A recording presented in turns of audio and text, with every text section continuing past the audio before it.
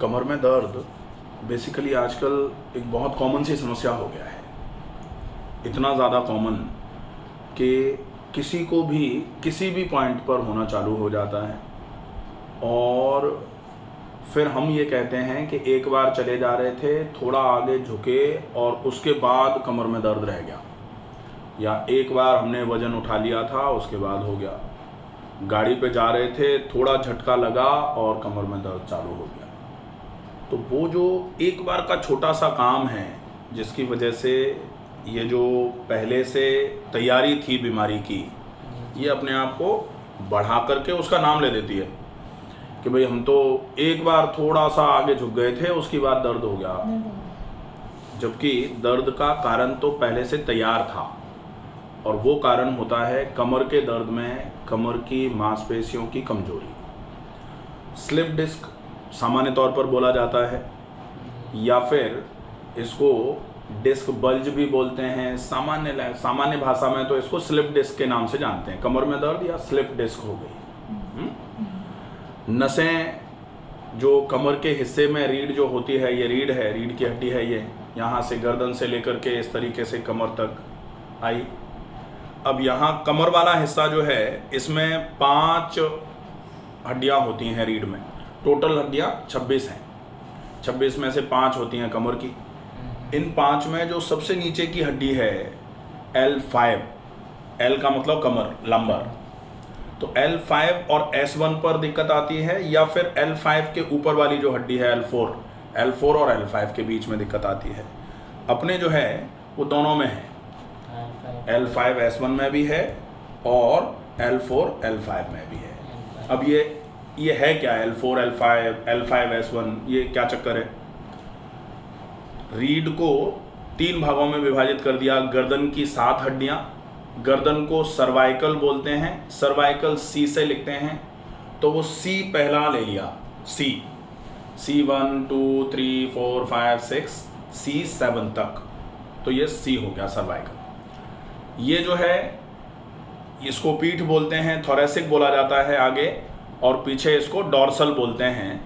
तो डॉर्सल का D या फिर थोरेसिक का T, तो T ले लेते हैं। तो T1 से लेकर के T12 तक 12 हड्डियां होती है ये, ठीक है। तो इसलिए इनको T बोला जाता है। और लंबर मतलब कमर, कमर मतलब जो L से रिप्रेजेंट करेंगे, लंबर का L ले लिया, तो L1 से लेकर के L5 तक, L1 L2 L3 L4 L5, ठीक है। और ये 24 हड्डियां हो गई। उसके बाद 2 बचती हैं, तो एक सैक्रम चौड़ी सी हड्डी होती है, और उसके पीछे पूंछ की हड्डी जिसको बोला जाता है कॉकिक्स, ठीक है। तो 2 ये हो गई, 24 और 2 26। अब ये L जो है, L का मतलब लंबर, और 4 का मतलब लंबर की 4th नंबर की, ऊपर से नीचे की तरफ 4थे नंबर की हड्डी, और L5 का मतलब लंबर की 5वें नंबर की हड्डी। तो चौथी और 5वीं हड्डी के बीच में जो डिस्क भरी है, इसको इंटरवर्टिब्रल डिस्क बोला जाता है। जब ऊपर की हड्डी नीचे की हड्डी पर दबाव डालती है, तो बीच की डिस्क जो है उस पर प्रेशर पड़ता है, वो स्लिप हो जाती है। जैसे 2 ब्रेड के बीच में आलू भर के सैंडविच बनाते हो ना, अब ऊपर की ब्रेड को ऐसे करके दबाओ तो आलू निकल के बाहर आता है, इसको आलू का स्लिप होना बोलेंगे। ठीक वैसे ही L4 और L5 के बीच में जो डिस्क भरी है, इस डिस्क को जब प्रेशर पड़ेगा तो डिस्क स्लिप हो जाएगी, तब इसको स्लिप डिस्क बोला जाता है। या डिस्क प्रोट्रूजन बोल देते हैं, या डिस्क हर्निएशन बोल देते हैं, बात एक ही है। प्रोट्रूड होना भी वही है, हर्निएशन भी वही है कि अपनी जगह से निकल करके बाहर आना, क्योंकि अपनी जगह पर तकलीफ बढ़ गई। हाँ, यही तो होता है। हर्निया का मतलब यहाँ से निकल के हाथ बाहर आ जाती है, क्योंकि अंदर तकलीफ बढ़ती है, प्रेशर ज़्यादा है, उसकी वजह से बाहर आ गया, तो इस चक्कर में इसको बोला जाता है। अब ये जब स्लिप हो जाता है तो प्रॉब्लम क्या आ रही है? स्लिप हो गया, हो जाने दो। स्लिप होने से क्या दिक्कत आती है? स्लिप होने से दिक्कत ये आती है कि ये डिस्क जो बनाई गई हैं, ये अपन देख रहे हैं ना, 2 हड्डियों के बीच में ये जो ऐसा कुशनिंग मटेरियल जो है ना, तो 2 हड्डियाँ तो हार्ड हैं बिल्कुल, और ये जो है ये सॉफ्ट मटेरियल है।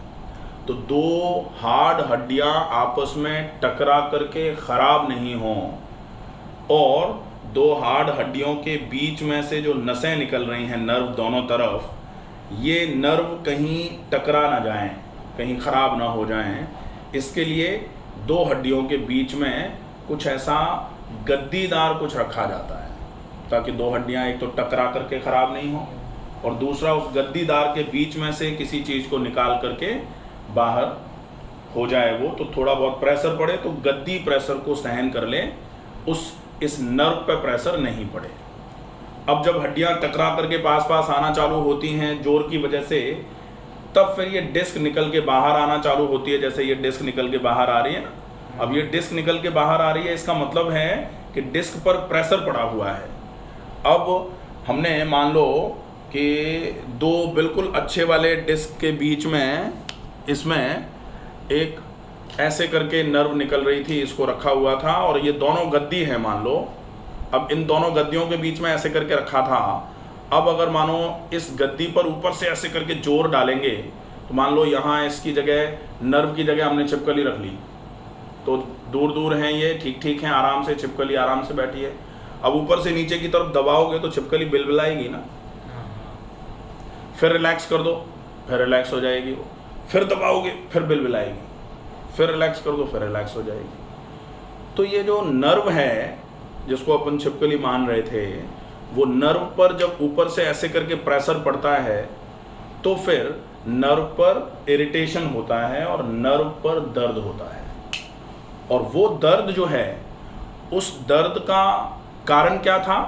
क्योंकि डिस्क पर प्रेशर पड़ रहा है। डिस्क पर प्रेशर क्यों पड़ रहा है? क्योंकि डिस्क कहाँ है? दो हड्डियों के बीच में है, तो दो हड्डियां आपस में पास पास आ रही हैं, इस वजह से ही तो डिस्क पर प्रेशर पड़ रहा है। और दो हड्डियां आपस में पास पास क्यों आ रही हैं? क्योंकि मांसपेशियां दोनों हड्डियों को दूर दूर रखने की क्षमता धीरे धीरे करके खो रही हैं। क्यों खो रही हैं?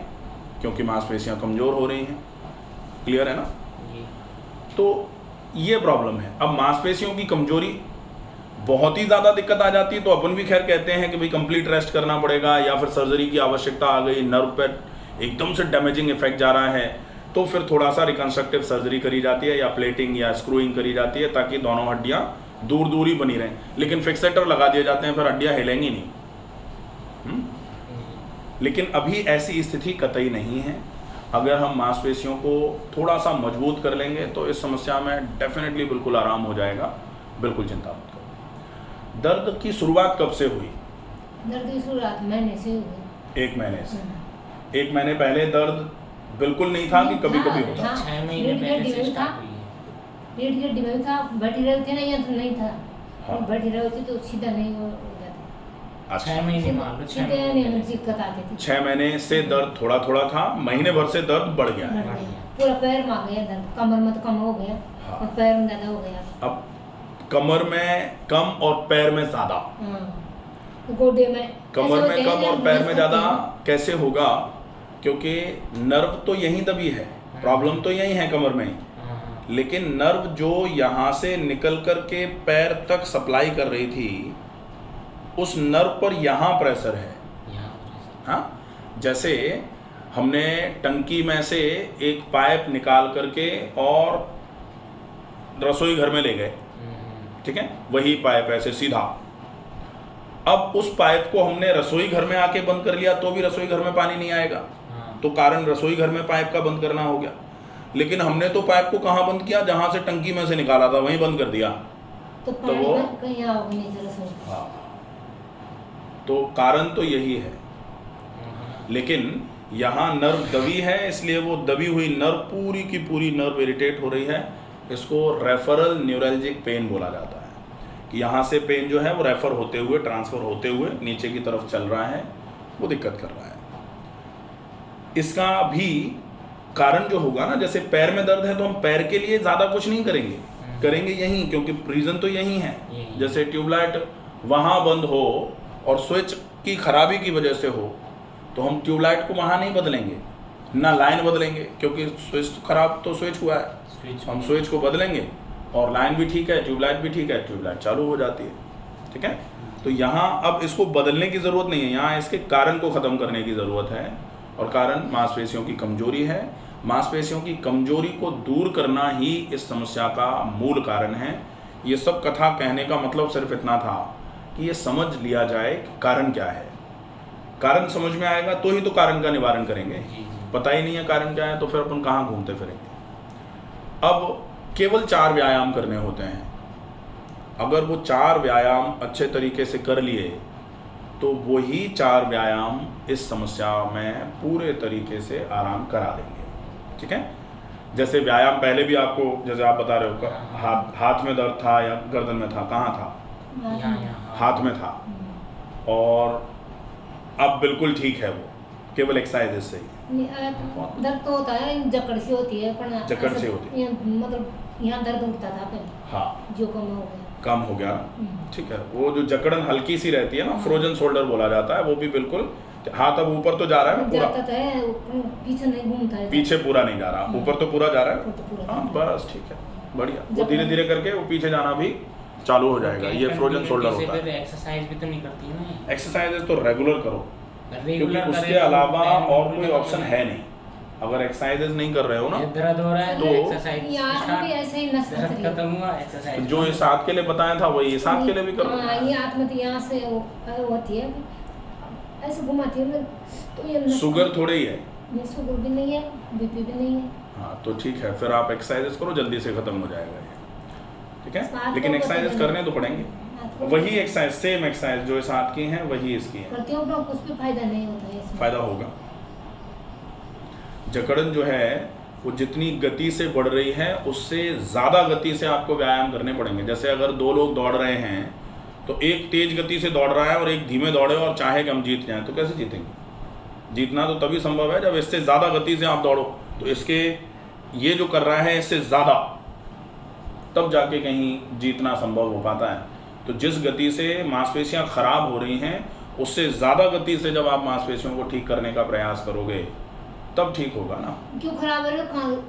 कुछ खाते हुए हैं, पीते हुए हैं, फिर खाते पीते से नहीं होता, तो मांसपेशियों का खाना व्यायाम माना जाता है। आप कुछ भी खाते रहो, व्यायाम नहीं करोगे तो सब बेकार है। इसलिए बहुत आवश्यक है कि व्यायाम तो नियमित किए जाने चाहिए। बिना व्यायाम अगर नहीं हुए तो फिर सब गड़बड़। कोई लोग तो कुछ भी नहीं करते, कुछ भी नहीं होता उससे। तो उन कोई के चक्कर में मत पड़ो, नहीं तो उन कोई के चक्कर में ही पूरी दुनिया आज गड़बड़ हो रहा है। हमारे बगल में तो वो खूब शराब पीते हैं, उनका लीवर तो ठीक है इसलिए हम भी पी लें। हमारे बगल में तो वो रोज समोसे खाते हैं, उनका पेट तो ठीक है, हमारे ही काय के लिए खराब होता है रोटी खाते हुए भी। तो कोई का तो उनको वो बताते नहीं है, परेशान तो वो भी बहुत सारे, कोई सब परेशान है, परेशान तो सब है। लेकिन उनका हम अपने शरीर का तो पूरा देख पा रहे हैं। 24 घंटे अपना शरीर हमें महसूस होता है, यहाँ दर्द, इस समय उस समय। अब उनको तो हम कभी कभार मिलते हैं तो वो हाथ बोल के बात कर लेते हैं, अपने को लगता है ये तो ठीक है, ऐसा नहीं होता। ठीक है, तो प्रॉपर तरीके की वो एक्सरसाइजेज आपको हम बता देते हैं, वो एक्सरसाइजेज आप अच्छे तरीके से चालू कर लें, डेफिनेटली बहुत अच्छा आराम हो जाएगा, कोई दिक्कत नहीं है। बिल्कुल कहीं कोई ऑपरेशन की ज़रूरत नहीं पड़ेगी। और ये काम रेस्ट, अभी काम में आगे झुक के करने वाला काम, जमीन पर बैठ के करने वाला काम, ज़्यादा सीढ़ी चढ़ना और पालथी लगाना, ये काम थोड़े से अवॉइड करने पड़ेंगे कुछ दिन के लिए। उसके बाद फिर थोड़ा आराम मिल जाएगा, फिर सारा करो, कोई दिक्कत नहीं। लेकिन कुछ दिन तो करना ही पड़ेगा अवॉइड, क्योंकि आपको ही डॉक्टरों ने बोल दिया ऑपरेशन होगा, अब अपन कहते हैं नहीं सब कुछ करो तो भी आराम हो जाएगा, तो वो इतना आसान भी नहीं है, थोड़ा मेहनत तो करनी पड़ेगी। ठीक है।